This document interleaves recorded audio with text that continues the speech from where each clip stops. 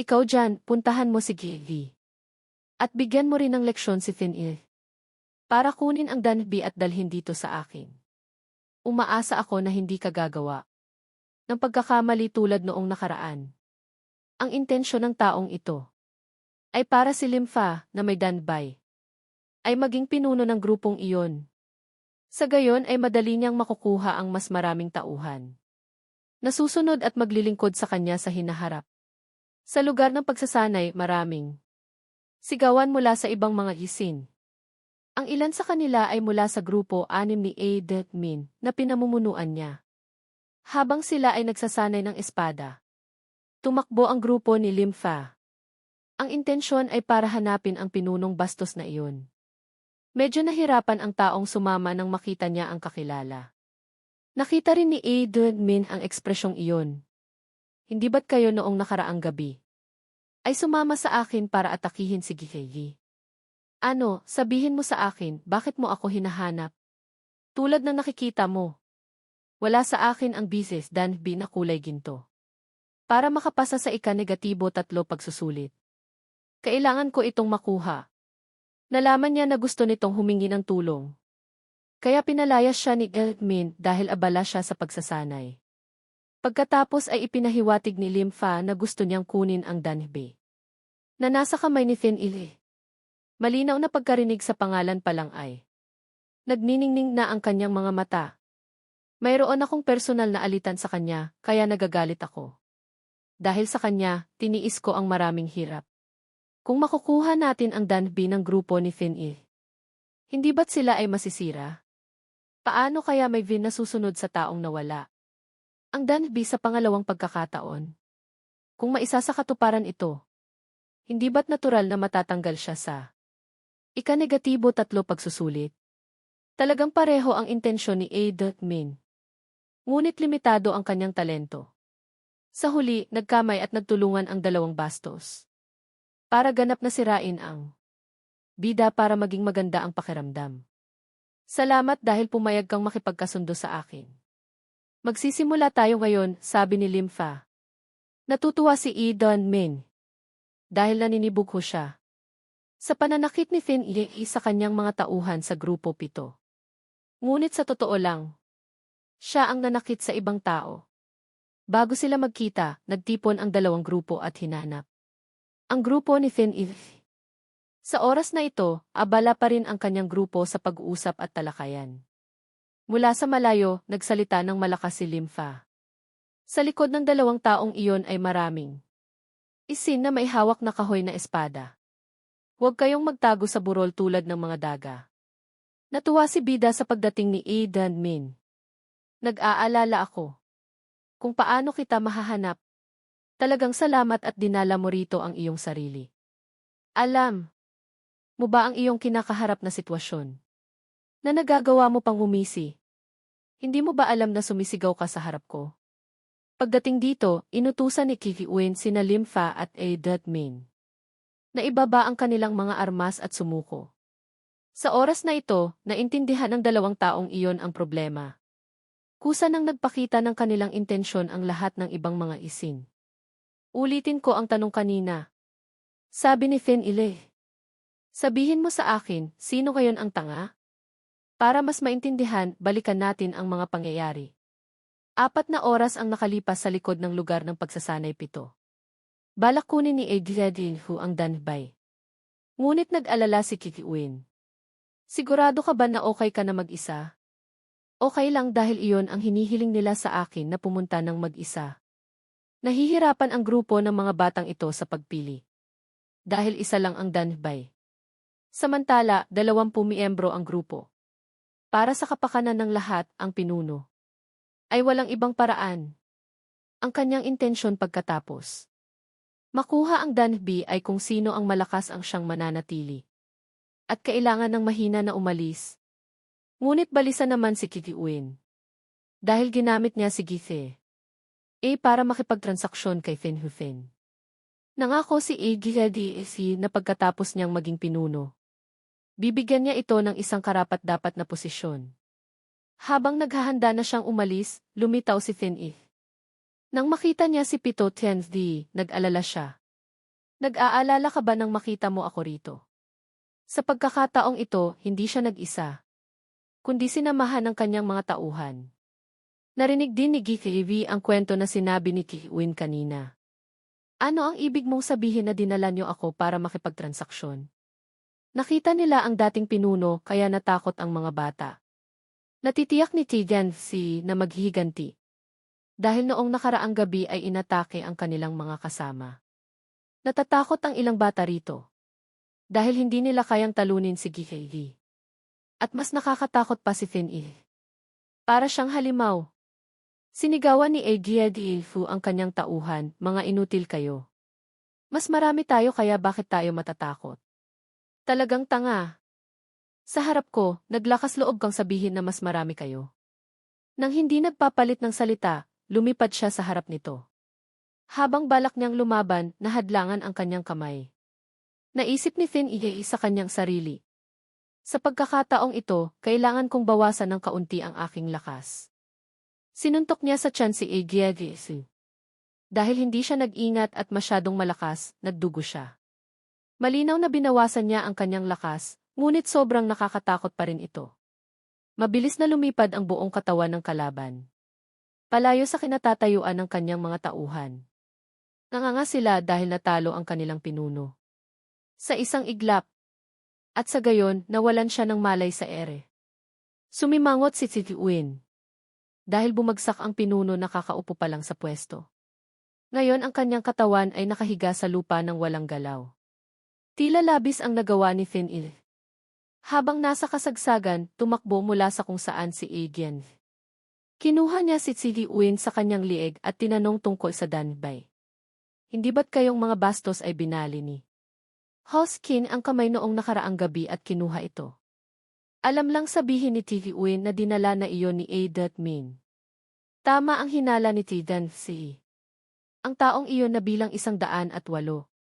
Sakim siya at hindi kailanman isusuko ito sa grupong ito. Nagagalit pa rin si Aegyen. Para sa kanyang kasamahan na nakahiga sa Efikon.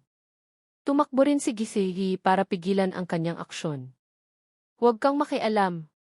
Nakikialam ka ba? Dahil sa iyong dating samahan sa kanya?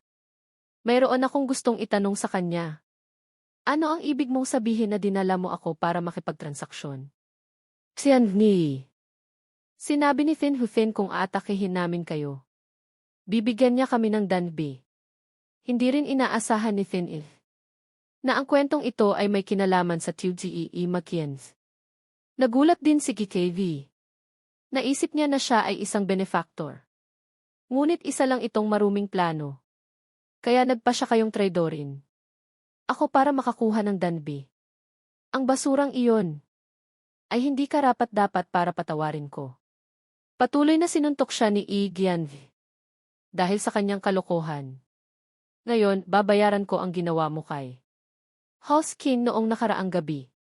Wala nang magawa si Tiwin kundi ang manatili roon at masuntok. Lumapit din si Tidan si, hintayin mo ako saglit. Galit na galit si Aegyen. Kaya hindi niya pinapakinggan ang kahit sino. Hindi ka magiging masaya sa pagsuntok sa ganitong uri ng basura. Tama. Magtiwala ka sa akin. Ibabawi ko ang galit mo at pagbabayaran ko sila. May gusto akong itanong sa iyo. Hanggang ngayon, naniniwala ka pa rin ba sa pakikipagkasundo kay Fin Hufin? Naniniwala si Tiwin, ngunit hindi masyado. Kung totoo ang iyong sinasabi, sa tingin mo ba ibibigay niya ang danbi?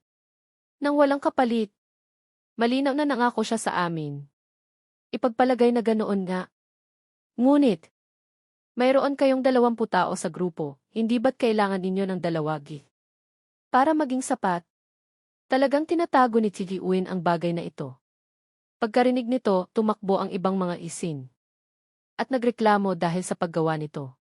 Parang naghahanap lang sila ng bagong tahanan. Ginamit ka lang niya. Pagkatapos ng lahat, paghihiwalayin niya ulit kayo. Hindi na ito magiging katulad ng dati. Ang kanyang intensyon sa pagbibigay lamang ng isang danbe ay para mag-away kayo sa loob. Siyempre, kung gagawin niyo iyon, mahuhulog kayo sa inaasahang resulta ni Fin Hugh. Fin! Naghiyawan ang karamihan dahil napagtanto nila ang masamang plano. Ng Tuesday. Makianji. Pababayaan na lamang ba ninyong magalit nang hindi ninyo siya kayang gawin? Kung ganoon, dapat kayong maghiganti sa taong gumamit sa inyo. Kaysa bumalik sa kasalukuyang panahon. Si Win, ano ba ang ginagawa ninyo? Posible kaya na iniisip ninyo na maaari nyo kaming patuloy na gamitin. Pagkatapos nyong gamitin ang ESB bilang garantiya. Limfa. Iniisip mo pa rin ba na madali kaming gamitin tulad ng mga tanga? Nagsimulang magpaliwanag ang tauhan ni Finhufin. Sa tingin ko, mayroon tayong hindi pagkakaunawaan. Tila mayroong isang taong naglalayo sa atin. Sinong bastos? Dahil wala kang lakas na makuha ang Danbi ng Bienvyo. Kailangan mong magtago. Tulad ng isang aso. Napakawalang hiyang dapat mong atakihin kami noong nakaraang gabi at sinasabi mong naglalayo kami sa inyo. Simangot si Min dahil sinabihan siyang magnakaw at tumakbo tulad ng aso. Kung magaling ka, bakit hindi ako nakapunta? Noong nakaraang gabi, talagang ang nagtagumpay ang layunin ni Danbi na magpainit ng ulo. Nang tumingin siya kay Fin-i, nag-alala na siya. Ano ang dapat kong gawin ngayon? Sa oras na ito, hindi na siya maaaring magpakita ng hiya. Kailangan ko bang tumakbo ng mag-isa? Ngunit kung iiwan ko ang mga miyembro ng grupo, sino pa ang makikinig sa akin sa hinaharap? Hindi rin ako makakapasa sa ika-negatibo 3 pagsusulit. Hindi rin maganda ang magiging resulta. Kung hindi magawa ni Limfa ang kanyang misyon, palalayasin din siya ng kanyang amo. Si Win, sa tingin ko mayroon tayong hindi pagkakaunawaan. Hindi ka ba naniniwala? Nakukunin ka ng CNK bilang kanyang tauhan? Kung nahulog kayo sa ganitong uri ng patibong, mahirap sabihin. Kung gayon, maaari ba ninyong ibigay sa amin ang 2 gift? Na Danbe, kung gusto ninyong gawin ang lahat ng 19 na tao rito bilang inyong tauhan, hindi ba't kailangan ninyo ang 2 gift Danbe? Nagpapanggap lang si Limfa. Hindi siya nangangahas mangako kay si Win. Pagkatapos ay ipinangako niya na ipapanukala niya sa kanyang amo na palawakin ang pagtanggap sa kanila. Ano ang ibig mong sabihin sa pagpanukala?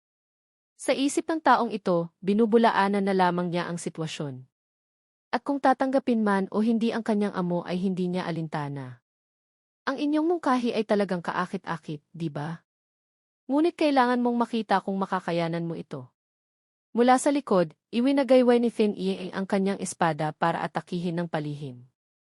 Ang kanyang intensyon ay para makita kung makakayanan mo ang atake ko. Nagulat si Limfa at nagawa niyang humiga sa ibaba sa oras. Halos masugatan siya ng husto. Nang makita ito, tumalon si Min para tulungan ang kaalyado. Hinawakan ni Fin-i ang AC Diviskim niya sa kanyang kamay. Pagkatapos ay dinurog niya ito sa daan-daang piraso. Itinuon niya ang kanyang nakakatakot na titig sa kanya. Hindi makapaniwala si Min. Hindi kaya. Winasak ng lalaking ito ang aking espada gamit ang kanyang nidise. Sa pag-iisip nito, isang sipa ang dumating mula sa likod. Sumugod din si Xegi nang hindi nagpapaalam. Ipinadala ang katawan ng taong ito na lumipad. Dahil sa sobrang sakit, nakasigaw lamang siya ng ilang beses. Sa pagtingin sa unahan, ipinagdikit niya ang kanyang mga ngipin na parang gusto niyang kainin ang kalaban. Ang kalaban mo ay ako, ang bago at dating napuot. Tapusin na natin ang lahat. Ikaw na walang hiya. Ngayon, tinamaan siya ng kanyang lumang sugat. Alam ni Min na nahulog na siya sa patibong. Nahinanda. Ngayon, huli na para tumakbo. Sumigaw ang maraming isin dahil sa takot. Sa lalong madaling panahon, agad na nagsitakbuhan ang lahat dahil ayaw nilang masangkot. Wala nang magawa si Limfa. Hindi niya kayang talunin ang kahit sino sa grupo ni Fin-i. Para makatakas, kailangan niyang daanan ang grupo 12 para may pagkakataon. Bumalik si Min para pagalitan ang kanyang tauhan para makakuha ng kumpiyansa. Ngunit hindi siya binigyan ni Gihiri ng panahon para gawin iyon. Nakikipaglaban ka sa akin, bakit nakatingin ka sa iba? Sa gayon, kinailangan niyang maghirap dahil hindi niya nakayanan ang pag-atake. Pinaalalahanan ni Tiden sige ang lahat. Ngayon na ang oras para maghiganti para sa puot noong nakaraang gabi. Desidido rin si G. Gian na ibalik ang hustisya para kay House King. Na nasaktan at nasa laykon. Dahil kakasali pa lamang nina Jiden Duho at T. Redkosi. Nais nilang magpakita ng magandang pagganap sa kanilang kunnihi. Sumigaw ng malakas si Tiden na nagpapahiwatig ng sabay-sabay na pag-atake. Sunod-sunod. Binugbog ang mahihinang taong nagpapakasandal sa kanilang bilang. Napakagulong-gulo si Lim Fa ngayon. Dahil hindi siya makauroong o makaabante. Sobrang dominante si Kikeli kay Idan Min. Sinipa siya ng hindi nagmintis. Ano na ang gagawin ko ngayon? Wala na akong paraan. Kung patuloy akong lalaban, lalong lalala ang sitwasyon. Kung natalo na ako, isa na lang ang paraan. Ang paraan na naisip niya sa oras na ito ay lumuhod at humingi ng tawad kay Pitok Kenfi. Ano ba ang ginagawa mo? Huwag kang magbiro. Nakapangyarihan na ang resulta kaya tapat akong tatanggap ng pagkatalo.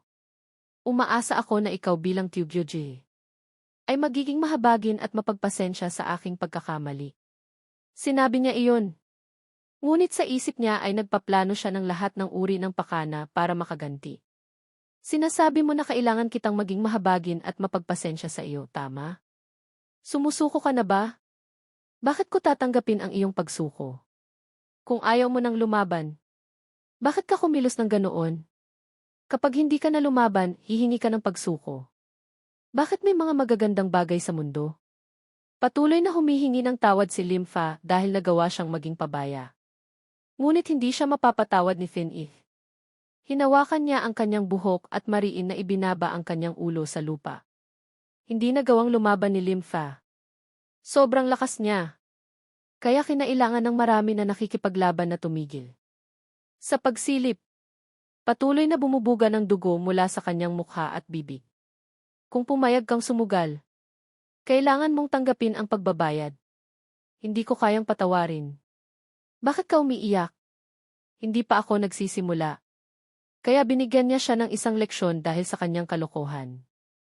At dalubhasa sa pagsaksak ng likod ng ibang tao. Pagkatapos ng ilang sandali, hindi nakaakit-akit ang kanyang boses. Sa halip, pinalitan ito ng mga pagmumura. Sa tingin mo ba, papabayaan ka ng Tianfi? Kapag nalaman niya na pinahirapan mo ako ng ganito. Sinasabi mo na hindi ako pababayaan ni Fin Hufin, di ba? Akala ni Lim Fa na pinakamalakas ang kanyang amo sa Makun. Kaya sinabi niya iyon para maging kampante. Ngunit hindi nagawang takutin nito si Fin Ith. Maraming salamat sa payo mo. Halos makalimutan ko na si Fin Hufin. Ngayon, naintindihan na ni Lim Fa na kaya niyang gawin ang Tiudie ng si Makien. Ano pa kaya ang isang walang kwentang A. Magiens? Patuloy na ibinababa ng bida ang kanyang ulo para maalala niya kung sino ang may pinakamaraming lakas dito. Pagkatapos ng ilang saglit, nagkulong na ang kanyang katawan at hindi na gumalaw. Umingwal siya ng ilang salita at nawalan ng malay. Iyon lang iyon at naging ganoon na siya. Kung gagamitin ko lang ang aking lakas, nabasag na sana ang iyong ulo. Pagtingin niya sa kanyang mga tauhan. Tagumpay silang nasupil ang grupo ni A. Dadmin. Kinakabahan ang lahat nang makita nila si Fin Ilih na papalapit. Ipinaalala ni Gieve sa kanyang amo na ang pinuno bilang 7 ay sinasaktan sa isang sulok. Nakatali siya, ngunit hindi nagpapakita ng pagsuko ang kanyang ekspresyon. Gayunpaman, hindi siya makapagsalita. Dahil nahadlangan ang kanyang huwit. At hindi kailangan ni Fin Ilih na sabihin pa ito. Ipinagpatuloy niya ang isang pagpapahirap na may otoridad. Pinagpawisan ng todo si E. Deadmin dahil sa takot. Itinaas niya ang kanyang braso at ang unang daliri ay ang hintuturo. Isang TCC na tunog at dumiretso ang kirot sa dibdib. Dahil hindi siya makapagsalita, umungol na lamang siya. Sa pagtingin sa eksenang ito, nakaramdam din ng sakit ang grupo ni T. Uyin. Bakit hindi masakit? Kung gayon, isang daliri pa. Sabi niya. Habang nagsasalita, ipinapakita niya sa kanya kung paano niya dudurugin ang kanyang kasukasuan. Ang lahat ng natanggap ni House King kahapon. Tatanggapin mo rin ngayon. Ano pa ang saysay ng dalawa daliri? Para maalala mo, kailangan mong makaramdam ng mas maraming sakit. Talagang kahit ginawa niya ito, hindi siya sumuko. Sa kanyang isipan, kung palalayain siya, papatayin niya ang bida. Ngunit nanahimik pa rin siya para makabawi siya. Para mabali niya ito sa susunod. Sa ngayon ay sinampal niya siya sa mukha. Dahil ang kanyang mukha ay nagmamalaki. Hindi lamang isa, kundi maraming sampal ang tumama sa kanyang mukha. Habang nakikipaglaban, inutusan rin ni Fin Ie ang kanyang mga tauhan sa paligid.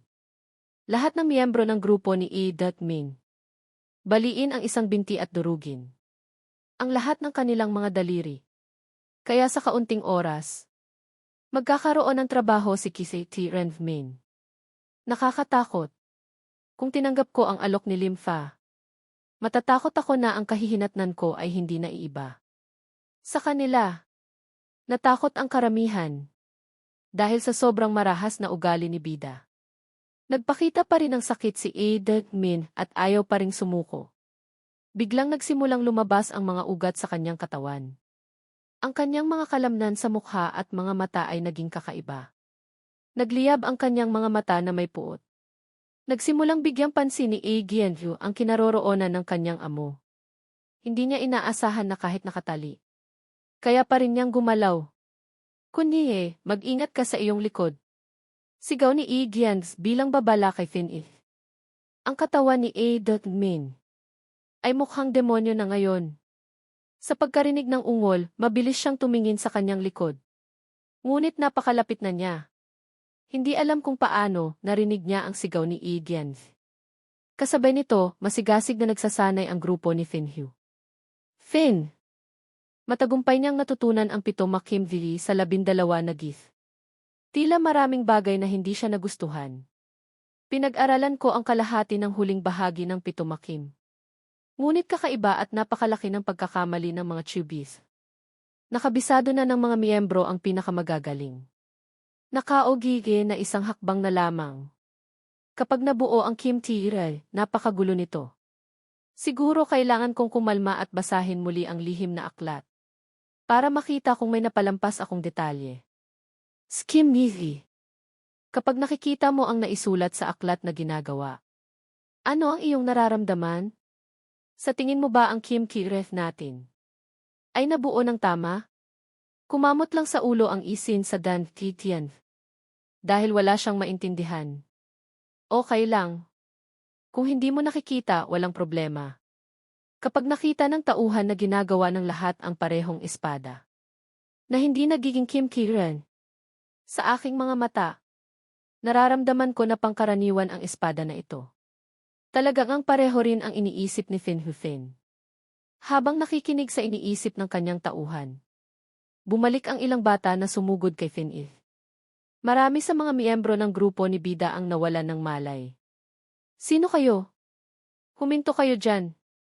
Sian V, ako ito, si Limfa. Bakit ganyan ang iyong mukha? Sino ba ang mga taong nasa likod mo? Sa pagsusuri sa unang anak, ito si Min. Nagpakita ng kuryosidad at pagdududa ang Tutsi. Dahan-dahan ring naglabas ang ibang tao. Para suriin ang kanilang amo. Mayroon ding Van Siki at Yi. Sila lahat ang mga tauhan ni Fin-il.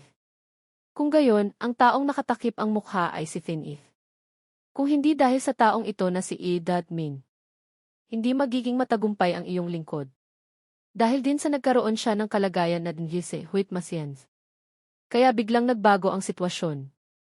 Ito ang paraan ng Nitian na nagpapataas ng Niifi sa maikling panahon.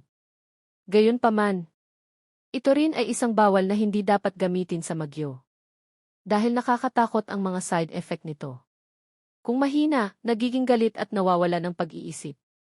Kung malakas, nagpapasabog ang Nitian at namamatay. Ano man ang sabihin, marami ka ring ginawa, Limfa. Sa totoo lang, wala akong inaasahan sa iyo. Bago ipadala ang batang ito sa Fikun. Baka dapat ay samantalahin ko na rin. Habang nagsasalita, ginamit niya ang iiri para gumawa ng ilang bagay. Kaya naputol ang kanyang mga binti.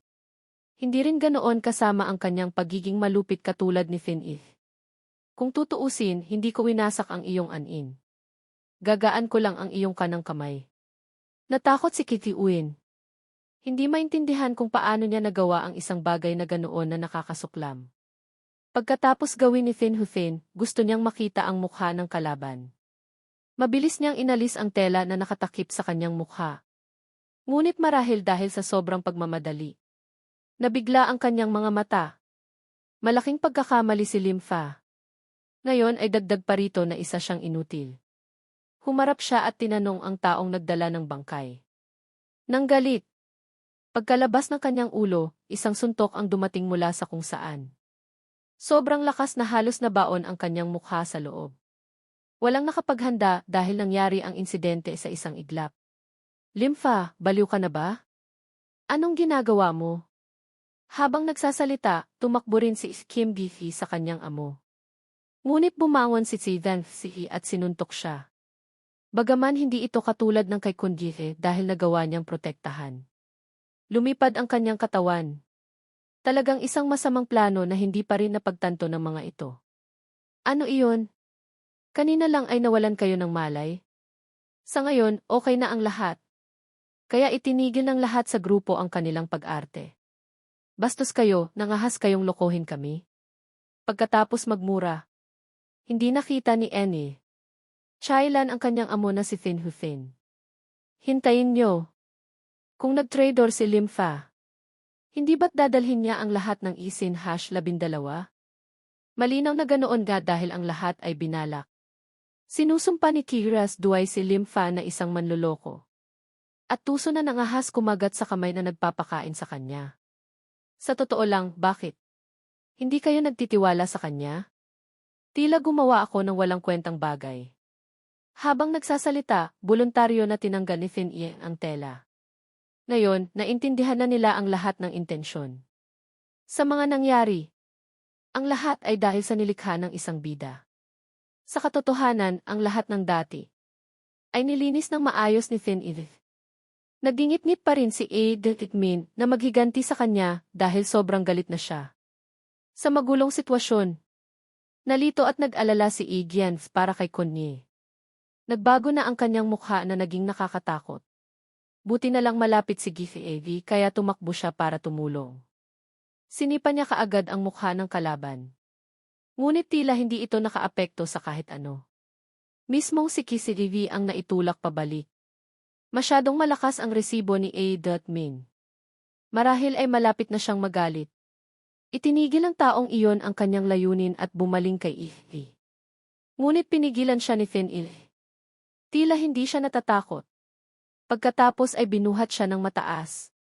Sa pagtingin sa mga nakaharap sa kanyang mga kasama, hindi nila maintindihan kung bakit siya nakontrol ng napakabilis. Ang kakaiba lamang ay hindi malinaw kung saan natutunan ng taong ito ang science na iyon. Agad na binagsak ng bida ang kanyang katawan sa lupa. Dahil nasa kalagayan na mapuso. Hindi man lamang nakaramdam ng sakit si Min. Ngayon, malayo na si Fin-Ie sa gitna ng langit. Na naghahanda ng huling pagtatapos para tapusin siya. Dahil sa lakas, mabilis siyang bumaba. Isang malakas na tunog ang narinig sa buong kagubatan sa likod ng Makun. Ang mukha ni Min sa oras na ito ay kailangan na ng operasyon para madaling makilala. Dahil sa kalagayang Engilse Huitmasians, ang kanyang katawan ay mas malakas kaysa sa karaniwan. Siguro hindi siya mamamatay. Alam ng lahat sa grupo na ito ang bawal na masyan sa Gilgyo. Ang natitirang gagawin ni Navansi at Aegians ay ipadala ang mga isin na iyon sa Efikon para magpagaling. Bagaman matagumpay nilang nagantihan si Hoskin. Ngunit dahil alam namin kung sino ang salarin sa likod, nakakaramdam rin ako ng panghihinayang. Malinaw sa ating mga puso ang lahat. Ngunit sa pangkalahatang estratehiya, masyado tayong malayo sa kanila. Kung susuriin natin ang miyembro, maliban kay GKV, mas marami silang dalawa tweet kaya mahirap silang talunin. Hindi ba tweet dahil lang iyon? Kung pagsasamahin natin ang lakas ni NC Siguradong matatalo namin silang lahat, sabi ni Kiwin. Kung kulang ang puwersa, hihilingin niya na mag-ambag ng isang binti. Salamat. Gayunpaman, ang pagkakaroon ng kinalaman sa bagay na ito ay lubhang mapanganib. Hindi nagpakita ng takot ang bida sa oras na iyon. Ang grupong A. McKeans na iyon. Maghanda kayo ngayon. Susugod tayo kay Fin Hufin. Mayroon ka bang ibang balak ni? Siyempre, handa na ako ng buo. Pagkatapos marinig ang usapan. Hindi pa rin naniniwala ang tauhan ni Fin Hufin. Dahil masyadong magkapareho ang boses ni Limfa. Ngunit binigyan ni Fin Ilekfi ng ilang linya na nagpagalit sa mga ito. Posible kaya na nagbago ang boses ng taong iyon? Nagpakita ng pagkabigo si TRF Due dahil niloloko siya. Bastos ka. Anong ginagamit mong masamang bienvenue? Para makipaglaro sa amin? Pagkatapos magsalita, sumugod siya. Sa ibang grupo. Alam ng tauhan iyon. Kahit na gawin nila ito ay wala pa rin silang magagawa. Kung ang kalaban ay si Fin I, hindi nila kayang talunin kahit dumating si Kiki Tensgo. Paulit-ulit na ginamit ni Kires Due ang kanyang espada para atakehin ang kalaban. Ngunit hindi niya nagawang gumawa ng kahit kaunting pinsala sa katawan ng bida. Bakit kaya kung pigilan ang inyong Chu ng ganito kadali? Kumawala si Fin I at madaling kinuha ang Dan. Bye. Mula ngayon, mapupunta na ito sa akin. Lumabas na nagpapanggap lang siya na napapagod. Para makuha ang mahalagang bagay na iyon. Dahil nawala na ng bisa, agad na sinagot ang kalaban. Nang isang napakalakas na suntok na malalim na nakaukit sa kanyang dibdib. Dahil doon, nahulog pabalik ang kanyang katawan. Nagsimulang magkaroon ng mga pangunahing reaksyon ang kanyang bibig, iyon ay bumuga ng dugo. Ang mga kasamahang nanonood. Ngayon ay nagsimula ng tumakbo para magtanong. Ang hindi tweet dice. Kaodire tulad ko ay hindi makalaban sa isang atake niya. Habang balak niyang atakehin muli, binalaan ni Nano. Na mayroong isang malakas na pinagmulan ng enerhiya. Mula sa likuran ni Fin Ile. Kusa niyang hinawakan ang kanyang posisyon at sinuri ang lahat sa paligid. Pakinggan niyo ang sinasabi ko at humiga kayong lahat. Bagaman hindi nila alam kung ano ito. Nakinig pa rin ang grupo sa kanilang kunye. Mabuti na lang at halos maapektuhan ito ang buhay ng mga miyembro. Alam ng bida na may ginagawa ang Tuesday na iyon. Tumakbo siya para saluhin ang atake para sa parehong kalaban na isin. Natakot ang lahat na hindi alam kung sino ang gumawa nito. Mula sa usok at alikabok. Dahan-dahan niyang itinaas ang kanyang nagbabantang boses. Fin Hufin, ngayon ka lang nagpakita, di ba? Sa katunayan, napinsala lamang ng kaunti ang taong ito pagkatapos tanggapin ang atake niya. Balak sana kitang atakihin ng palihim para gantihan ang mga nakaraan. Ngunit para gulatin ako hanggang ngayon ay huli na. Hinihintay kitang mag-counterattack dahil ayaw kong magmukhang masama. Ilang araw pa lang nang makita kita sa pagsasanay pito. Hindi ko isinasaalang-alang ang iyong lakas. Sa ganitong uri ng bilis ng paglago, hindi ko kayang paniwalaan. Dapat sa araw na iyon. Pinutol ko na ang kanyang braso bago lumayo ang agwat ng Sien sa pagitan ko at sa kanyang. Napagtanto ng tauhan ni Kiran Fin. Na ngayon pa lamang seryoso na lumalaban ang kanilang amo. Kunye, kung matalo ka sa kanyang kamay, huwag ka nang mangarap na makikipaglaban para sa posisyon ng Tiujuji. Tahimik pa rin silang nakatingin sa isa't isa at naghihintay. Dahil labis silang balisa. Ang Tiuzigi Makiengo ang nauna. Nawala ang aktibidad niya. Na nagpagulat kay Fin Ile na hindi makita. Lumabas siya sa kanyang harapan at pinalabas ang Huin Mai Dictive. Ang kapangyarihan mula sa Hizhi ng Iu Magiens ay hindi malalampasan ang tuwit ay iihi ng kanyang amo. Ang kanyang aura ay hindi pangkaraniwan kahit kaunti. Kaya ang pagtatago ng iyong lakas kapag nakikipaglaban sa isang mas malakas sa iyo ay napakatanga. Dapat akong gumamit ng Kim Ye para labanan siya. Kim Ye, anong ginagawa ng baliw na ito? Sa tingin mo ba malalampasan mo ang ataking ito gamit ang walang kwentang Kim Ye na iyon? Hindi ganoon kasimple ang aking Hein Edith. Nagsimulang magbago ang iii niya. Buti na lang at napansin ni Fin Ye ang maliit na detalye. Ang kapangyarihan na parang may kamalayan ay tumama sa mga atake. Dahil dito, naitulak pabalik si Bida. Nagsigawan ang kanyang mga tauhan na nagagalak dahil naibalik na ng kanilang amo ang kanyang bentahe. Sa panig ni Fin Ye, tahimik pa rin sila at hindi nangangahas na sumigaw. Bagaman alam niya kung paano masisira ang kanyang Chiu. Hindi niya naisip na ang A-Chiu sa gitna ay maaaring baguhin ang kakatuwang anggulo ng pag-atake. Ang galaw at pag-ataking iyon ay magiging sanhi ng maraming presyon sa kamay. Ngunit sa pagtingin sa kanyang kanang kamay, sa palagay niya ay nagsanay siya ng husto. Mula sa puntong iyon, ang taong ito ay may kaunting kalamangan kumpara sa akin. Sa kanyang antas, siguro sapat na ito para lumaban sa isang Tian's Juzi. Kung hindi ko sasabihin, swerte ka. Kanina ko lang balak na kunin ang iyong braso. Bakit hindi mo talikuran ang iyong walang kwentang Kimli? At gamitin ang tweet ay na pamilyar ka? Walang kwenta? Sigurado ka ba tungkol doon? Huwag mong isipin na hindi ko alam ang Kim Yi na ginagamit mo. Posible kaya na nalalaman ng taong ito ang Ikimpi sa Fan and Distidse. Sa totoo lang, hindi alam ni Fin Hufin na nagkakamali lang siya sa pitumakim. Mabuti na lang at hindi pa niya alam. Binabalaan kita, gagamit lang ako ng 5 chiu. Kung patuloy mong gagamitin ang walang kwentang Kim Yi na iyon, kailangan mo lang ng 5 chiu. Kung gayon, aalisin ko na rin ang iyong kanang kamay. Kung ganoon, magpustahan tayo. Hindi ba't mayabang ka at sinasabi na hindi ako makakalaban sa iyo pagkatapos ng 5 chiu gamit ang walang kwentang espadang iyon? Hindi ka ba naglakas loob na makipaglaro sa akin ng 1 beses? Kung ganoon, sabihin mo sa akin ang kondisyon. Kapag nanalo ako, ibibigay mo ang lahat ng teeth. Dan Bina. Mayroon ka sa akin. Pagkarinig nito, tumawa ng malakas si Hufin dahil napakalaki ng ambisyon niya. Mayroon akong 4 na danbe. Dapat kang magbigay ng isang bagay na karapat-dapat para ipalit dito. Kung matatalo ka, sige Kairi. Ang iyong tauhan ay magiging pabuya para sa pagtaya na ito. Talagang, hindi pa rin sumusuko ang taong ito sa hangarin na makakuha. Kay #18, nag-alala siya at tumingin sa kunye. Magiging okay lang ba sa iyo ito, Ngi? Napakatiwala na ng kanyang mukha ngayon. Sa totoo lang, hindi naglakas loob si Kihi na magtiwala sa kunye. Sa huli ay tumango rin siya. Okay lang, hindi masama ang pusta na ito. Halika, sumali ka para magkaroon ka ng kita. Hahayaan kitang maunang umatake sa pagkakataong ito.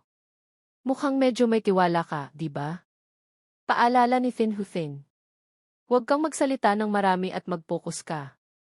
Pagkatapos magkasundo ang 2 tao, kusang loob silang sumugod para atakehin ang isa't isa. Panatilihin ni Bida ang kanyang mga paggalaw at pamamaraan. Inutil. Mawawala sa iyo ang lahat dahil sa iyong pagmamatigas. Nabasa ko nang hindi bababa sa 100 beses ang lihim na aklat na pitumakim para harapin ang mga gyo. Si kaya nalaman ko ang lahat ng kahinaan ng espadang ginagamit mo. Iniisip niya iyon, ngunit tila walang epekto ang Hine-Fin niya.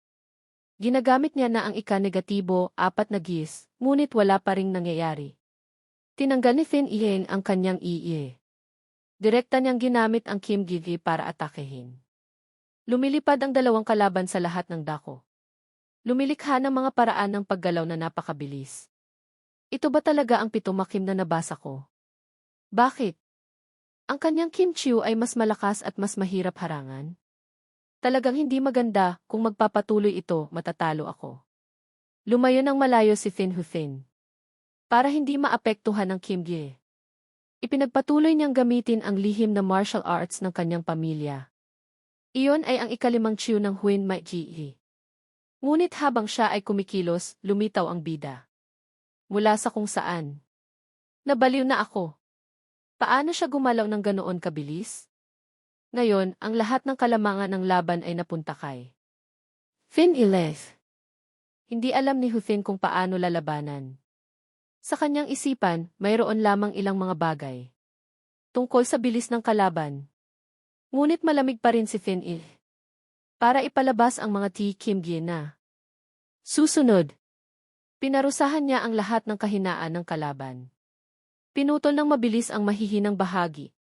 Pagkatapos ay ang pinakamahalagang mga posisyon sa katawan. Pinugutan ng ulo niya ang kalaban tulad ng pagpuputol ng saging. Hindi makontrol ni Hufin ang kasalukuyang sitwasyon.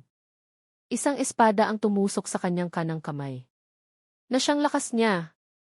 Dugo ang sumabog kung saan-saan. Ang kanyang mga mata na dati ay puno ng kumpiyansa ay nawala. At ito rin ang sandali na nagpasya sa kinalabasan ng laban. Tumingin ng malamig si Fin-il sa kanyang kalaban at nang hindi nag-aalangan.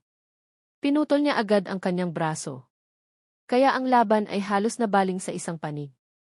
Sa kabila ng pagiging walang pakialam at mayabang. Sa totoo lang, ang taong ito ay isang martial arts na bihirang makita.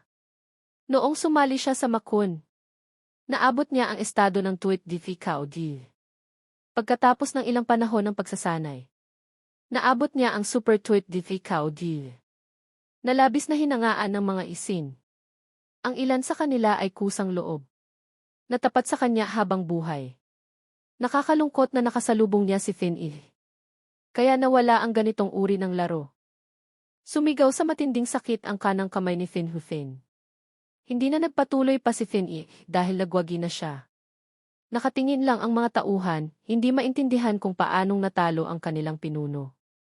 Paano nangyari yon? Isang atake lang talo agad ang binata. Impossible. Dahil sa labis na pagkawala ng dugo, pinigil ni Fin Hufin ang kanyang sariling mga meridian para mapatigil ang pagdurugo. Pagkatapos, sinimulan niyang ayusin ang kanyang sarili mula sa matinding sakit. Gustong-gusto na sanang sumugod ang mga alagad para sagipin siya, ngunit pinigilan sila ni Kiref Due. Alam niya na naroon pa rin si Fin-il. Kung susugod pa kayo, hindi ako magdadalawang isip na putulin ang natitira niyong kamay. Lahat kayo, umurong.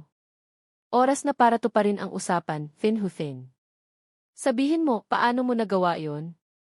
Paano ka nakapagpakawala ng ganoong kalupit na atake gamit lang ang 7 ordinaryong demonyong espada? Ang ibig mong sabihin ba ay pangkaraniwan lang ang espada ko? Kung ganyan ang tingin mo, wala akong masasabi. Malayo pa bago ka maging karapat-dapat na makipagtalo sa akin tungkol sa pamamaraan ng espada. Pamilyar kay Fin Hufin ang mga salitang iyon. Ilang oras pa lang ang nakalipas nang sabihin niya rin iyon kay Fin-il. Hindi niya akalain na maririnig niya ulit iyon sa ilalim ng ganitong kalagayan. Naghirap ako ng labis sa pagsasanay para maging maliit na pinuno. Napakasama ng tadhana. Tiras Due, ibigay mo na sa kanya ang badge. Sa kabila ng pagiging masama, pinaninindigan pa rin ni Tiras Due ang kanyang pangako. Napakapagod na ng katawan ni Fin Hufin dahil sa dami ng nawalang dugo. Tandaan mo ito, Fin-il. Hindi pa tapos ito. Pagkatapos magsalita, nawala ng malay si Fin Hufin dahil hindi na niya kinaya. Sa isang laban lang, nakakuha si Fin-il ng 4 na badge. Nakangiwi ang mga tauhan ng maliit na pinuno ng Dao Maset. Nag-aatubili silang ibinigay ang mga badge. Maghintay lang kayo. Babayaran ko ang lahat ng ito. Nakaramdam din ng inis si Fin-il. Sinabi na ng binata, huwag niyong isipin na tapos na ang lahat. Hindi pa rin nakontento si Kiras Due. Sinapok na naman siya ni Fin-il dahil sa kanyang pagiging madaldal. Dumura na naman ng dugo si Kiras Due. Sa kabila ng sakit, pinilit pa rin niyang magsalita. Bastos, tumupad na kami sa usapan, bakit mo pa ginagawa to? Hindi ko sinabi na kapag nakuha na ang mga badge, tapos na ang lahat. May natutunan ako kay Fin Hufin. Dapat tanggalin ang lahat ng maaaring maging problema sa hinaharap. Napakawalang hiya mo. Bakit mo sinasaktan ang isang talunan? Napakabagsik mo. Hindi pa tapos magsalita, sinapok na naman siya. Sa pagkakataong ito, mukhang mas malakas ang atake dahil bumagsak si Kiref Due at hindi na gumalaw. Kapag kayo ang gumagawa, okay lang. Pero kapag may ibang gumawa, nagagalit kayo. Tama na ang pang-aapi. Dakpin lahat ng natitira at baliin ang kanilang mga binti. Sumunod ang mga tauhan at sinimulang saktan ang mga nanonood.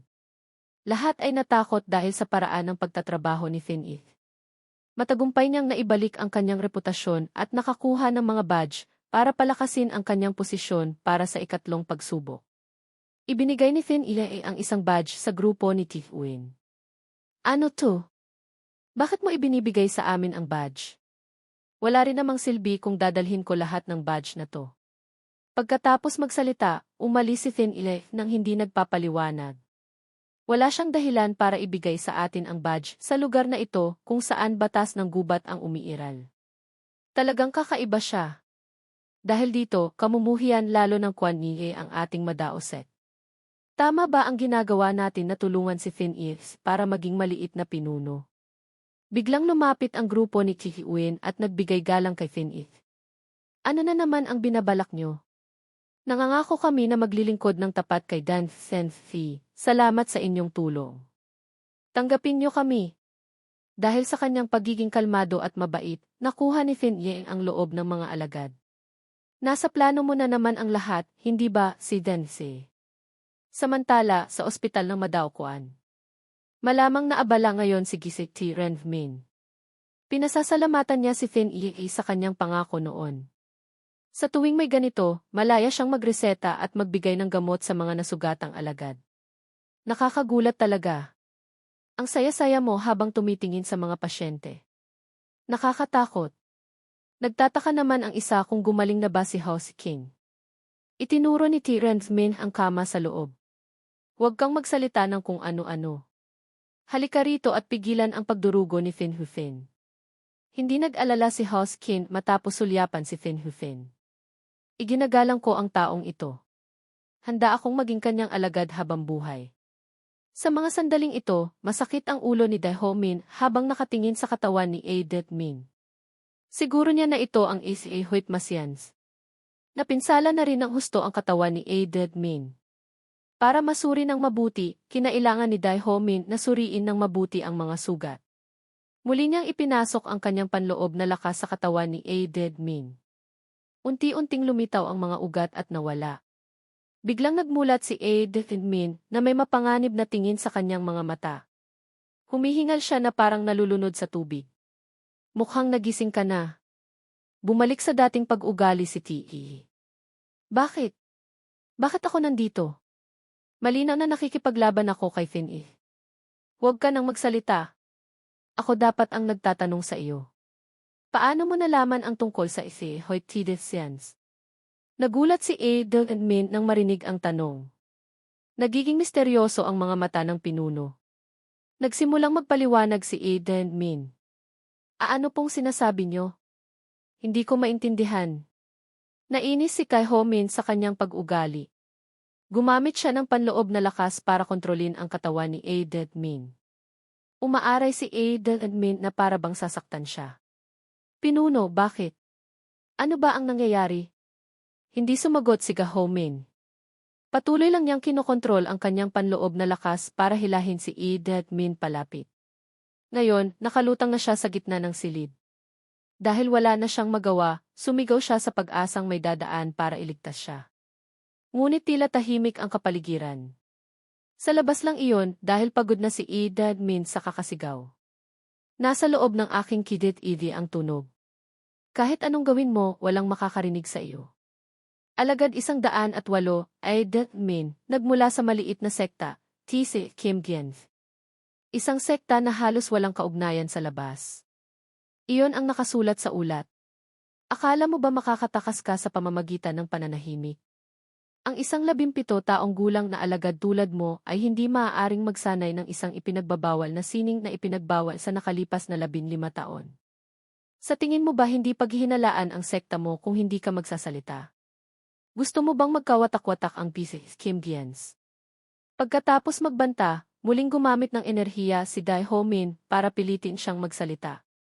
Nagsimula nang bumula ang bibig ni Adet-min. Binaluktot pabalik ang isang binti. Sa tingin mo ba binabaliwala ko ang reputasyon ng PE? O iniisip mo ba na wala akong alam? Tse Kimgyen, hindi ba sila ang nagtatago ng lakas ng Kimmakians? Hindi ba sila isang sekta na kabilang sa Aedians Divi Kim? Sa sandaling marinig niya ang mga salitang ito, alam ni Min na malapit na siyang mabunyag. Pagkatapos, bigla niyang kinagat ang kanyang dila para magpakamatay. Sumabog ang dugo sa kanyang bibig. Natakot si Min. Hindi niya akalain na gagawin niya iyon. Min. Bastos. Gumising ka. Hindi niya akalain na magpapakasakit siya sa kanyang sarili at puputulin ang kanyang mga litid. Kahit gaano karaming panloob na lakas ang ibuhos ko, wala nang magagawa. Akala ko magtatagumpay na ako, pero hindi. Napakahirap talagang mahuli ang mga buntot nila. Tila nawalan ng oras si Tez sa pangyayaring ito, aya't hindi siya makapaniwala. Ito na siguro ang huling magagawa ko para sa pesting sekta na yon. Pero bakit ang dali kay Min na tanggihan ang krimen? Samantala, nagkagulo na sa dormitoryo ng Grupo 8. Mayroong maraming agawan at tulakan. Ang pangunahing dahilan ay gustong sumali sa grupo ni Fin-Ying ang mga alagad na walang grupo. Tumahimik kayong lahat at pumila. Sumigaw si Gianvi. Kung gusto niyong makita ang pinuno, pumila kayo. Tumahimik at sumunod ang grupo. Talagang si Gianvi ang talentado sa ganitong mga bagay. Kung iisipin, malamang na narinig na nila ang usapan. Pero masyado namang mabilis. Kumalat agad ang balita na tinalo ng pinuno ang pinuno ng Dao Masek at pinutol ang kamay ni Fin Hufin. Marahil sa Madaokwan, si Fin Min ng Huin Makiens na lang ang may estratehikong pantay kay Fin It. Kaya't hindi sinasadya na maraming alagad ang nagtipon dito. Isa-isa silang pumila at nagpakilala, umaasa na tatanggapin sila ni Fin It. Sa puntong ito, hindi alam ni Fin It kung paano ito pangasiwaan. Kung papakinggan niya ang lahat, hindi niya alam kung gaano katagal aabutin. Mula umaga hanggang gabi. Taos puso akong nagpapasalamat sa inyong lahat sa pagpunta rito para sumali sa grupo. Pero bago yon, may gusto akong sabihin. Hindi lang ako naghahanap ng mga miyembro para makapasa sa pagsubok. Kailangan ko ng mga kasama na maaaring maging aking mga tauhan at lumikha ng isang bagong Fin Makidesgyo. Ito ay isang daan na puno ng pagsubok at kahirapan. Kaya't kung hindi kayo kasama sa hangarin, humihingi ako ng paumanhin pero kailangan ko kayong tanggihan. Pinuno di. Talagang nagiging mas malalim na ang pag-iisip mo, wika ni Gihuse. Kung noon, sasabihin mong babaguhin natin ang pundasyon ng kulto, na ang 6 na dakilang sekta, sa halip na ipakita ang galit sa kanila, alam mo nang itago ito at itaas ang Fin Makidesgyo. Gayunpaman, hindi maitatanggi na karamihan sa mga alagad dito ay may koneksyon sa 6 na dakilang sekta. Nang marinig ang tapat na mga salita ni Fin I, ay ilan na tumanggi ng sumali. Ang totoo, ang layunin lang nila ay makapasa sa ikatlong pagsubok. Nakaramdam ng panghihinayang si Zayden Si, pero hindi niya sila masisisi. Lumipas ang oras hanggang sa hating gabi. Napanatili ni Fin I ang kanyang kalusugan para magpatuloy, kasama ang mga natirang alagad. Hindi man sila ilan, marami pa rin sila. Matapos marinig ang pagbubukas loob ni Fin I, sinabi nila, kahit kulang ako sa kakayahan, gusto kong samahan ka sa landas na gusto mo.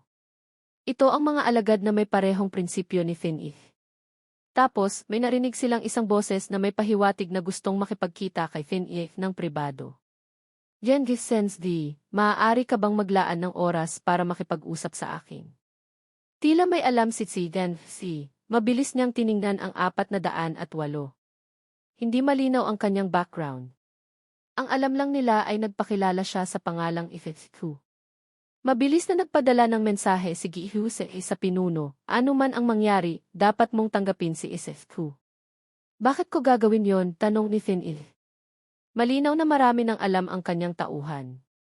Ang alagad na ito ay apo ni ika-9 na Elder Zefdin, isa sa 12 elder ng kulto. Sa estruktura ng Fin Makidesgyo, ang pinuno pa rin ang pangunahing tauhan. Ang sumusunod para maglingkod at tumulong sa kanya ay ang 12 elder. At ang mga pinakamalapit sa kanya, na nagpoprotekta sa kanya higit pa sa kanilang sarili, ay ang 3 I. Ang ika-9 na elder ay nagmula sa nakatataas na sekta, nakilala bilang Malong P. Renftienz. Marami na siyang nagawang kabutihan para sa kulto ng demonyo. Dahil dito, ang mga inapo ni Malong P. Renftienz ay itinuturing na isa sa mga pinakamahalagang kandidato para sa posisyon ng maliit na pinuno. Nagkusang lumapit si Isescu para ipaliwanag pa. Mayroon ka bang 6 na badge, CNC? Isa sa mga badge na yon ay sa akin. Patuloy akong kinokontak ng 6 na dakilang sekta dahil apo ako ni Malong Pirentiens. Sa tuwing ginagawa nila yon, magalang akong tumatanggi. Pero iyon ang 3 beses na lumapit si Fin Hufin. Gayunpaman, pinanatili ni Isescu ang neutral na paninindigan. Hindi niya gustong masangkot sa mga away. Kaya naman, ginamit ni Fin Hufin ang dahas at ninakaw ang badge ni Isescu. Hindi lang iyon, binali pa niya ang kanyang binti at braso. Para kay Gihididi, para bang nagiging sakim na ang lahat dahil gusto niyang magkaroon ng talento sa kanyang kamay sa lahat ng oras. Balak ko sanang maghiganti kapag gumaling na ako pagkatapos kong makapasok sa isang grupo. Pero dahil sa problema ko sa mga sugat, walang tumanggap sa akin. Naiintindihan ni Fin pero hindi siya masyadong interesado. May mga pagkakataon ding tumatanggap sila, tulad ng sinungaling na si Fin kung Pinalayas niya si Isescu 1 oras lang matapos sumali. Talagang masama ang taong iyon. Buti na lang at pinutol ng pinuno ang kamay niya. Balak ko sanang isantabi ang 3 yugto para pagtuunan ng pansin ang pagpapagaling. Tapos, nalaman ko na pinutol ni Gen Senfi ang kamay niya. Sa totoo lang, hindi ko alam kung dapat ba akong matuwa o malungkot. Kaya't dapat kang managot sa akin, Senfi. Kahit alam ni Fin na masama ang sitwasyon, nagpakita siya ng pagtataka. Bakit mo nasabi na dapat akong managot? Pagkatapos, nagkusang humingi ng tawad si Isescu. Masyado lang akong emosyonal kaya nasabi ko iyon. Huwag mo akong maliitin dahil bali ang aking binti at braso. Tanggapin mo ako, pakiusap. Gusto mo bang sumama sa akin o gusto mo lang maging miyembro ng grupo? Dahil sa tanong na ito, naalala niya ang mga sinabi ng kanyang pamilya bago sumali sa Makon, anuman ang mangyari, kailangan mong manatiling neutral. Kung gusto mo talagang maging pinuno o may taong gusto mo, pag-isipan mong mabuti at gumawa ng pagpapasya. CSV, maaari mo bang pag-isipan ang pagpapaalam sa akin na maging isang tauhan na gumagana kasama ng grupo? Kung sasabihin mo iyan, tatanggihan kita. Patuloy na nagpapaliwanag si Isescu, pero hindi na nakinig si Fin Lumapit si Gihusas para ipagtanggol siya. Pakiusap, pag-isipan mo pa. Kung papalampasin mo ang isang talentong tulad niya, baka magsisi ka sa huli. Lahat ng nakaraang batang pinuno ay gustong magkaroon ng talento. Bakit mo basta-basta susukuan? Kung isang alagad na kasing level ng pinuno ng grupo ang lumuluhod na may mga binali na binti, may kakayahan na siyang maging iyong tauhan sa hinaharap. Kung lahat ay may sariling kwento, patas ba sa mga alagad na tinanggihan ko dahil lang sa sila ay mahuhusay na talento? Hindi ko maaaring sirain ang mga panuntunang itinakda ko sa aking sarili. Kung ganon, hayaan mo akong magkaroon ng 3 araw, Sianfi, o kahit 2 araw lang. Gusto mo bang sumali sa grupo ko? Para makasiguro, hiniling niya kay Nano na suriin ang mukha ni Isescu para malaman kung may kasinungalingan. Agad na sinuri ng sistem ng masinsinan pero lahat ay nag-error. Walang nagpakita. Hindi matukoy ang facial analysis ni Isescu. Ang mga facial muscle ng tinukoy na paksa ay natatakpan ng artipisyal na balat, kaya hindi ito maaaring suriin. Sa sandaling marinig ito ni Fin alam niya kaagad na gumagamit siya ng maskara para itago ang kanyang pagkakakilanlan.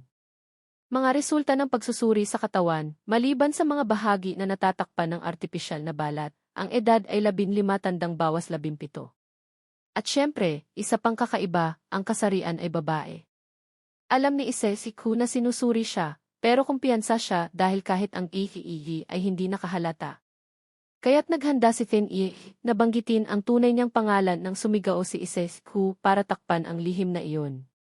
Ipinakita ng ibang mga miyembro ang kanilang pagtataka dahil sa kakaibang pag-ugali.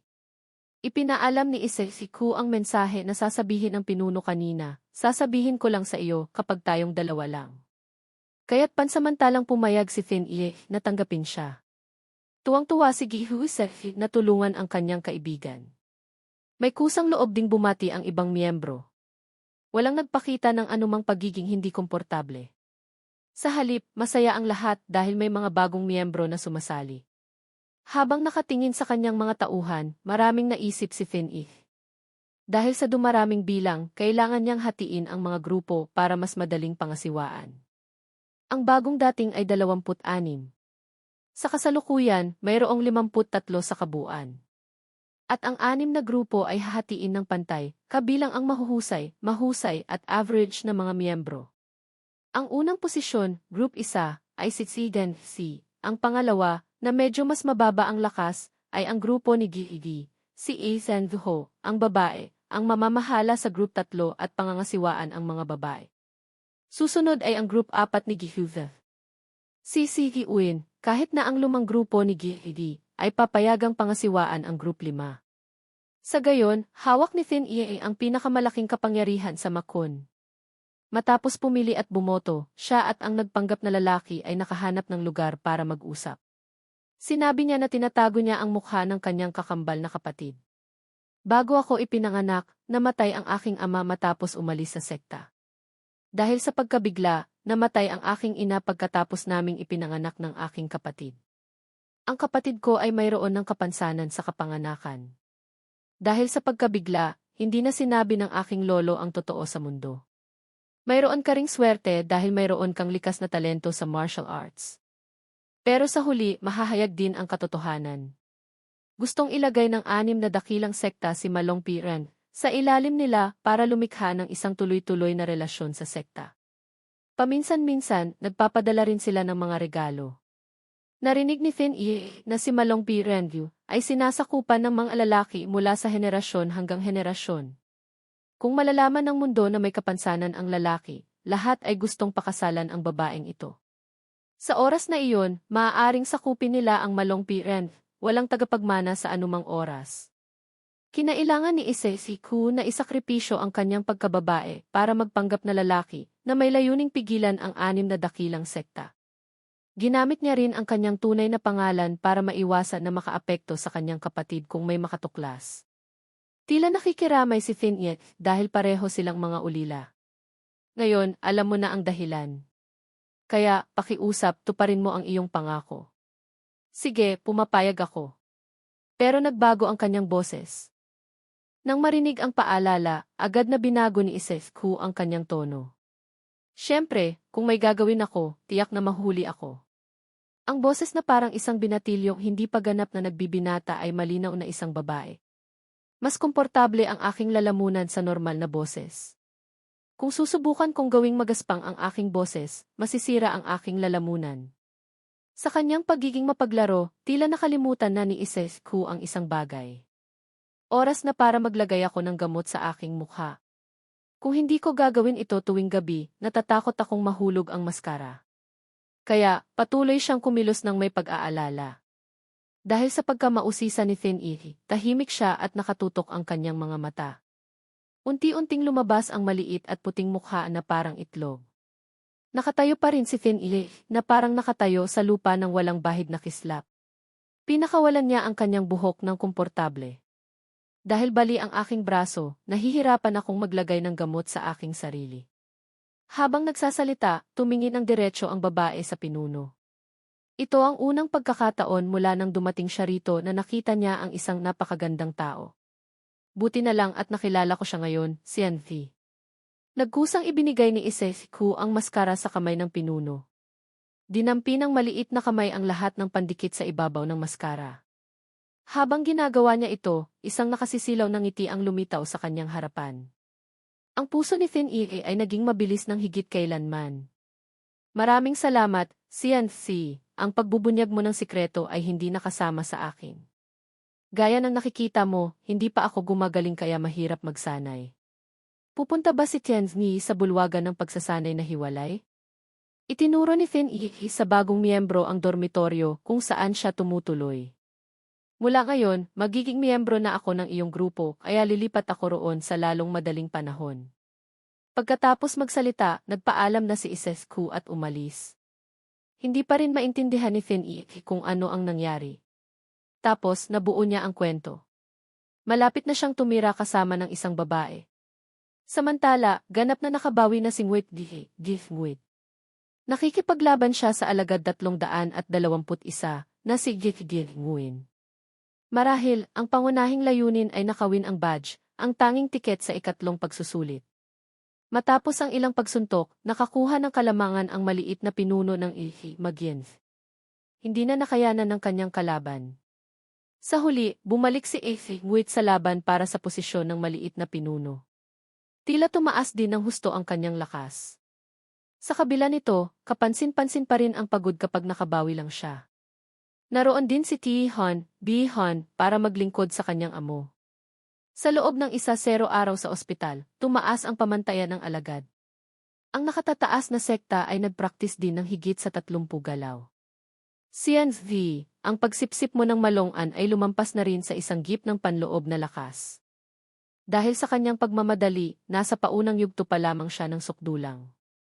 Matapos ang gawaing ito, sinabi ni Nguit sa kanyang mga tauhan na umalis. Habang mayroon pa ring maraming mga kaisipan.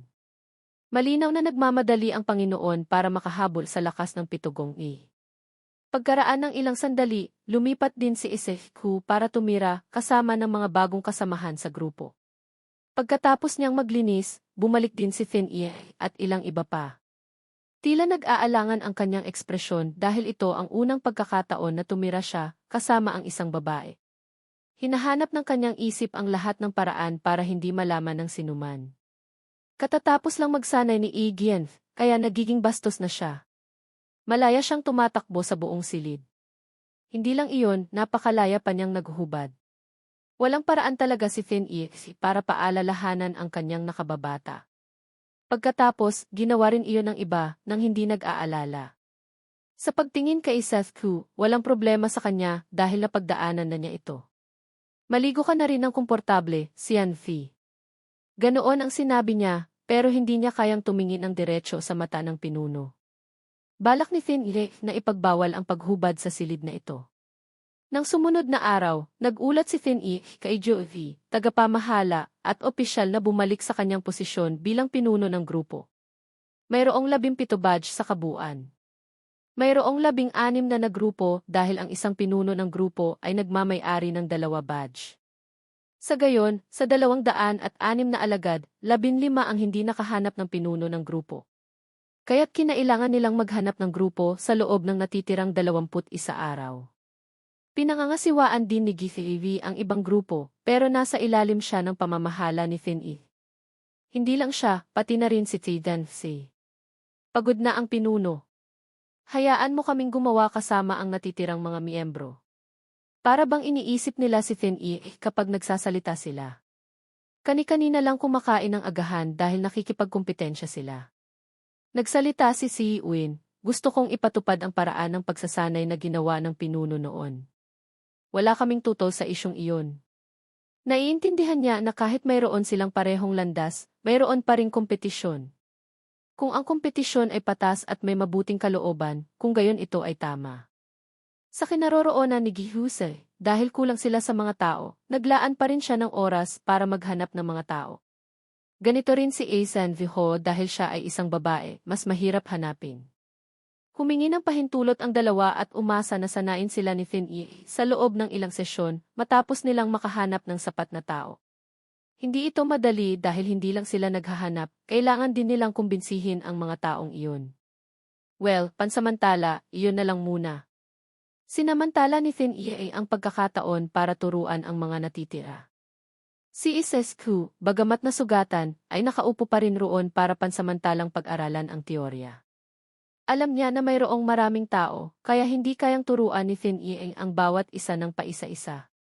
Tuwang-tuwa si Gienth dahil sa unang pagkakataon na tinuturuan siya ng nakatatandang kapatid ng martial arts.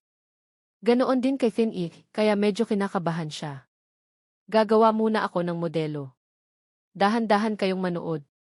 Habang hawak ang Didith Kim, wooden dummy sword, sa kanyang kamay, nagsimula siyang gumawa ng isang pose. Gaya ng dati, ginawa niya ang parehong paraan kapag nagsasanay ng mag-isa. Mabilis, maayos, at napakabilis ang mga galaw. Nagulat at humanga ang mga tao dahil ginawa niya ito tulad ng isang libro. Nakaramdam ang ilan na ito ay isang bagong martial art na perpekto. Nagmasid si Isethku at hindi rin makapaniwala. Pagkatapos matche ng 5 araw, hindi pa rin niya nakalimutan ang kanyang kaalaman. Gaano man kahusay ang talento ng isang tao sa martial arts, mahirap maging bihasa. Matapos ang ilang pangunahing galaw, pansamantala, natapos na ang isang galaw. Nakita na ba ninyong lahat? Mula ngayon, tuturuan ko kayong isa-isa. Kunin niyo ang mga gamit. Talagang nasasabik ang lahat na turuan sila ng isa-isa. Gustong-gusto ni Giens na maging una na gabayan ng pinuno. Pero tila hindi niya masyadong naiintindihan ang ibig sabihin ng kanyang nakatatandang kapatid.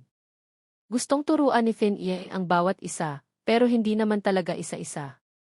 Ang ibig niyang sabihin ay gagawin nilang lahat ng sabay at tuturuan ang lahat ng mga pagkakamali ng sabay-sabay. Talagang nakakalito.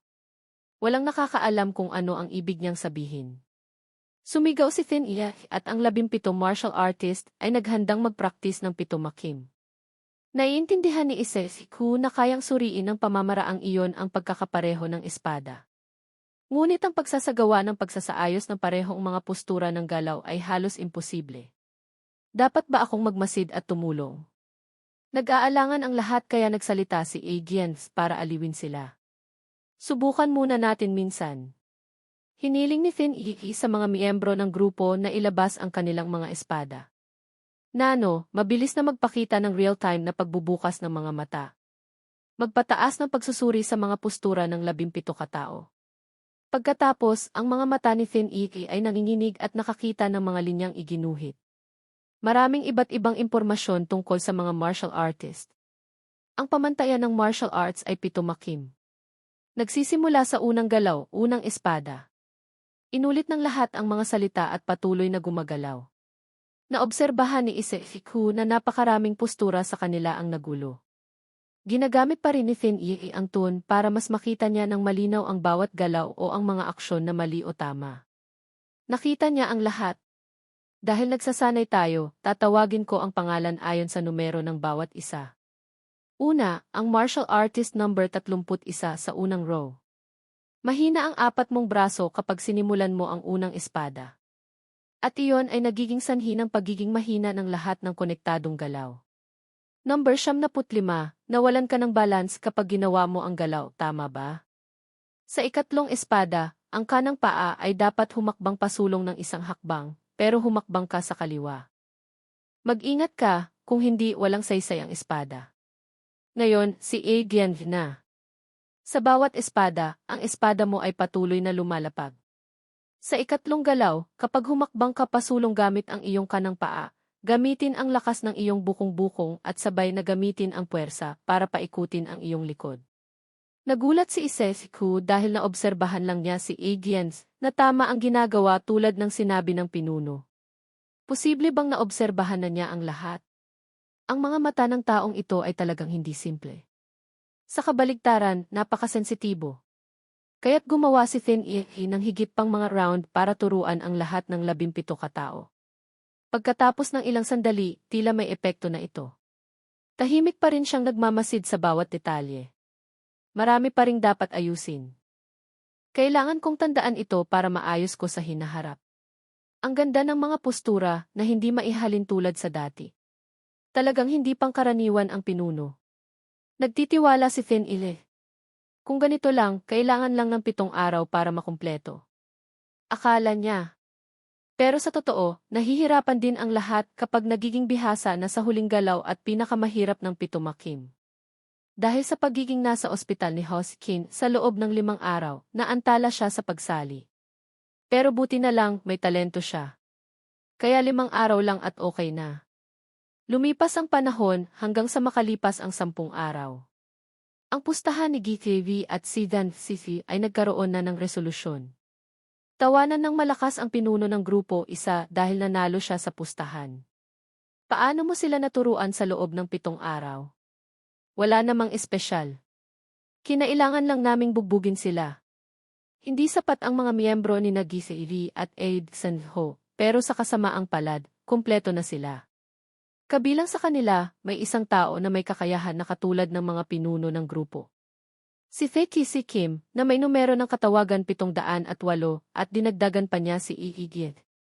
Kung mapapatunayan mo ang iyong lakas, maninilbihan ako sa iyo habang buhay. Ang resulta ay malinaw sa lahat. Ginamit ni Fin-Ie ang isang galaw lang. Ibig sabihin, 2 mandirigma ng FDV said, G-Tweet din preliminary stage of the ultimate realm, ang naging mga tauhan niya. Siyempre, nag-ensayo ng mabuti ang mga dating miyembro. Nagawa ni na Ji Danvuho at si Dan-si na pumasok sa CG Twitdeni, Ultimate Realm. Natuwa si Thin-Yet dahil maayos ang lahat. Nagbigay galang ang dalawang pinuno para sa mainit na paggabay.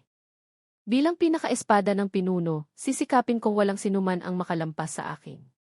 Pagkatapos sabihin ang mga salitang ito, marami ang nakaramdam ng pag-ayaw. Sa totoo lang, noong una pa lang, gusto nang maging unang espada ni Thin-Yi si Dan-si. Kaya naman, nagpahayag ng opinyon ang ibang miyembro ng grupo. Tanging sinagi si Rivi at A. Dixanziho lang ang karapat-dapat sa titulong iyon. Nagpahayag din ng kanilang saloobin ang mga miyembro ng grupo ni si Dan-si para ipagtanggol ang kanilang pinuno. Basta kayo ay nagpapanik. Kahit ang mga pinuno ay hindi sigurado kung sino ang mas mahusay. Ipinaalam din ni si Kim sa pinuno na dahil maraming tao, sa tingin niya, magkakaroon ng mga ganitong pagkakataon. Kahit na ganoon, dapat nating linawin ang pag-uri-uri sa una. Mahalaga rin ang katapatan, pero ang lakas ang focus ng ating kulto. Dapat mong bigyan ng pansin ito. Tama. Kailangan ng tiyak na pagkakasunod-sunod para pamunuan ang maraming tauhan. Pero malapit na ang ikatlong yugto ng pagsusulit. Kung maglalaban sila at masaktan, ano ang gagawin ko? Pagkatapos, kinailangan niyang magsalita para pigilan ang pagtatalo. Naririnig ko ang mga opinyon ng lahat. Sa pagkakataong ito, liliwanagin ko ang sistema ng pag-uri-uri. Pipili ako ng 6 na pinakamalakas. Hindi ko ilalagay ang pag-uri-uri sa kanila. Sa halip, itatawag silang 6 na pinuno o sa ibang salita, 6 na espada. Bakit mo hinati ang grupo sa 6 na espada, pinuno? Pagkatapos nating magtapos sa Makon, Demon Dao Academy, kailangan nating harapin ang 6 na dakilang sekta. Gusto kong ang 6 na espada ang manguna sa kanila. Ito ang layuning matagal ng pinag-iisipan ni Thin-Yi. Nag-aalala si Dan-si dahil kung magagawa, ayos lang. Pero kung hindi, wala ng pag-asa. Kinumpirma ni Thin-Yi na magbabago ang titulong iyon kung may talento, at gagawin din niya ang pareho kapag nasa posisyon ng pinuno. Masaya si Gisiriri dahil para sa kanya, ang ganitong paraan ay akma. Ngayon, malapit na ang ikatlong yugto ng pagsusulit. Pasimplihin natin ang paraan ng pagpili ng 6 na espada. Hiniling niya sa mga nasa CG Twitdeni, Ultimate Realm, na lumapit. Ang sinumang mahina, maghihintay para sa susunod na pagkakataon. Sa palagay ko, ang 6 na taong ito ang magiging 6 na espada. Walang pagtutol, hindi ba? Habang nag-iisip na pipiliin ang pinaka-espada, muling itinaas ni Giri ang kanyang kamay. Sa palagay ko, kung pinili na ng pinuno ang 6 na espada, dapat mayroong ranggo sa kanila. Sumang-ayon din si Diede sa pag-aayos ng ranggo mula unang espada hanggang ika-negatibo 6 na espada ayon sa kanilang lakas. Tinukoy ni Thin-Yi na hindi dapat magdulot ng pinsala ang lahat at huwag gumamit ng higit sa 3 bahagi ng lakas. Si Isescu, na nasugatan, ay umatras sa taong ito. Nagsisi ang marami dahil hindi sila nakipaglaban sa kanya. Pagkatapos, ibinagsak ni Dan-si ang kanyang panlabas na kasuotan at tumawa ng malakas. Tiningnan siya ng mga babae at nagpakita ng galit.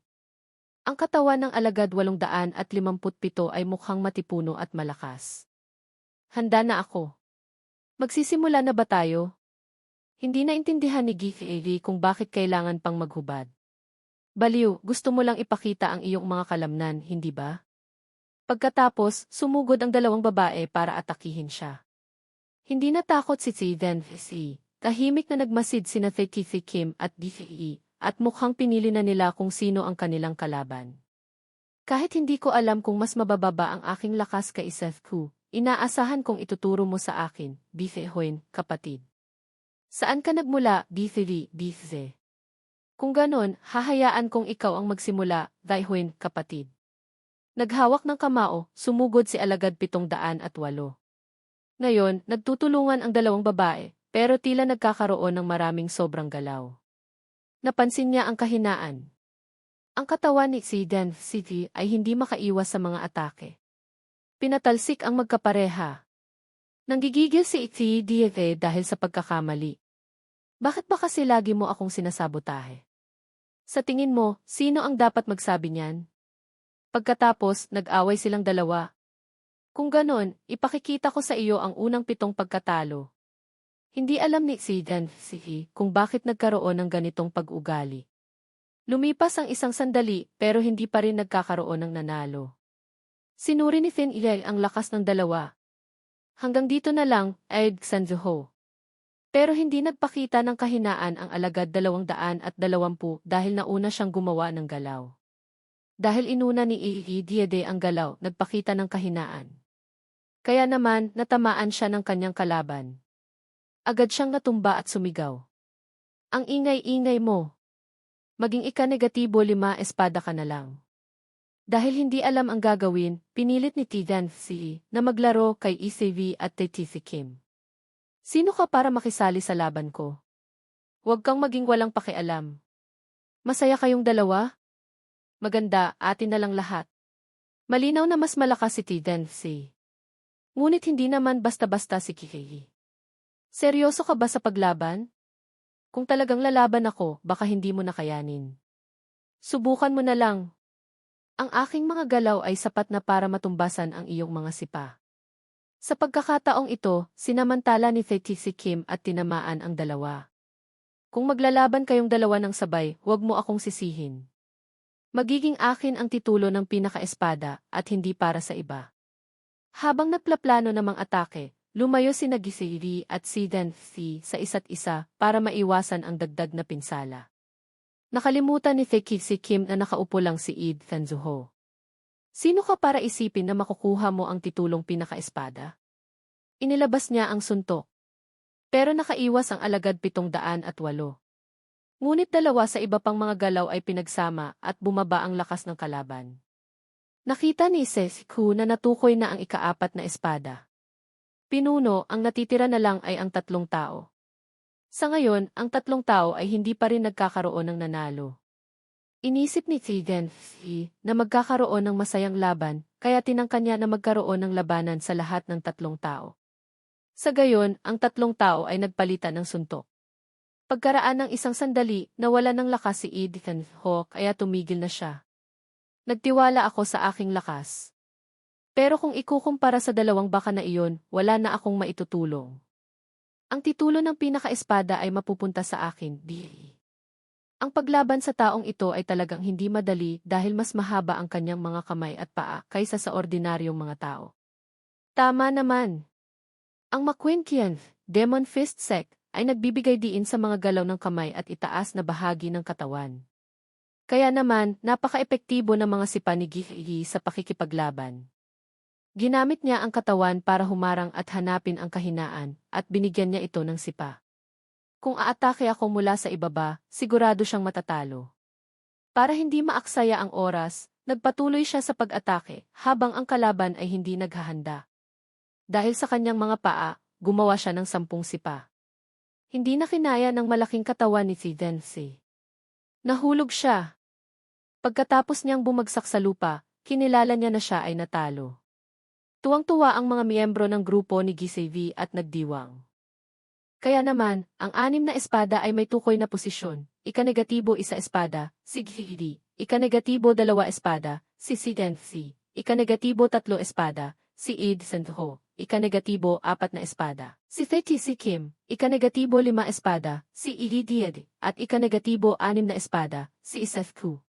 Alam ni Finn na bagaman nagkaroon na sila ng sariling grupo, hindi pa rin sapat ang pagharap sa 6 na dakilang sekta sa hinaharap. Ang pinakamahalaga ay dapat akong maging mas malakas hanggang sa wala ng sinuman sa kulto ang makalampas sa akin. Lumipas ang oras hanggang sa susunod na araw. Ito ang araw ng pagsusulit sa 3 yugto. Natanggap ng pinuno ang sulat na ibinigay kay Kiki. Napakagaling. Pero gusto kong itanong, totoo bang inaprubahan ito? Sa araw na iyon, nagsagawa ng pagpupulong ang mga pinuno tungkol dito. Hanggang kahapon, nagkasundo ang pinuno. Ang problemang ito ay upang maiwasan ang paglabas ng mga tanong sa pagsusulit sa mga alagad. Kaya naman, ang pinuno at ang mga pinuno ay nagpasya na gumamit ng isang paraan ng pagsubok at magsusulat ng ulat sa mga lider. Ito ay karaniwang mga pinuno ng demonyong sekta. Kung gusto mong pumasa, kailangan mo ng 2 yugto. Ang unang yugto ay ang pag-apruba ng mga elder at ang huli ay ang pinuno. Siyempre, kung mayroong anumang problema, maaari ding baguhin ang mga tanong sa pagsusulit bago ang araw ng pagsusulit. Ang dahilan sa pagbabago ng paraan ng pagsusulit ay ang pagsusulit na ito ay masyadong madali. Kinakailangang itaas ang antas.